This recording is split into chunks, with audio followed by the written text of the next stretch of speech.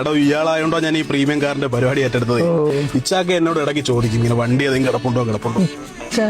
മനസ്സിലായില്ല അമ്മൂക്ക. ഞാൻ ഇച്ചാക്കേനെ വിളിക്കുന്നത് മറന്നുപോയി. പുള്ളി ഇവിടെ തിരുവനന്തപുരത്ത് വരുമ്പം സ്ഥിരം ഞാനും പുള്ളിയായിട്ട് വിഴിഞ്ഞത്ത് പോകും. രാവിലെ വെളുപ്പിന് 3 മണിക്ക് മീനെടുക്കാനേ. പുള്ളിക്ക് ഫ്രഷ് മീൻ തന്നെ വേണം. അതുപോലെ അമ്പിളി ചേട്ടന് ഞാനൊരു 2012 ഒരു വണ്ടി എടുത്ത് കൊടുത്തായിരുന്നു. ജഗദീഷ് ശ്രീകുമാർ.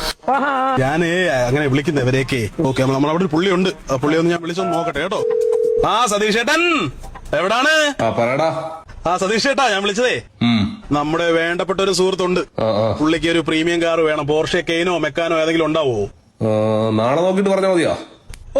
മതി. ഓക്കെ സതീഷ് ചേട്ടാ. നീ എന്തിനാ ആവശ്യമില്ല ആൾക്കാർ വിളിക്കും ഫോൺ എടുക്കുന്നത്? കോള് കെട്ടായില്ല. നല്ല വേഷ മൂഞ്ചിച്ചിട്ട് വിളിക്കുന്നു. യവൻ തിരുവനന്തപുരത്തുള്ളത്, ഞാൻ പത്തനംതിട്ട ഉള്ളത്. യവൻ എന്തിനാ എന്റെ തൃശ്ശൂർ ഭാഷയെ തോലിക്കുന്നത്?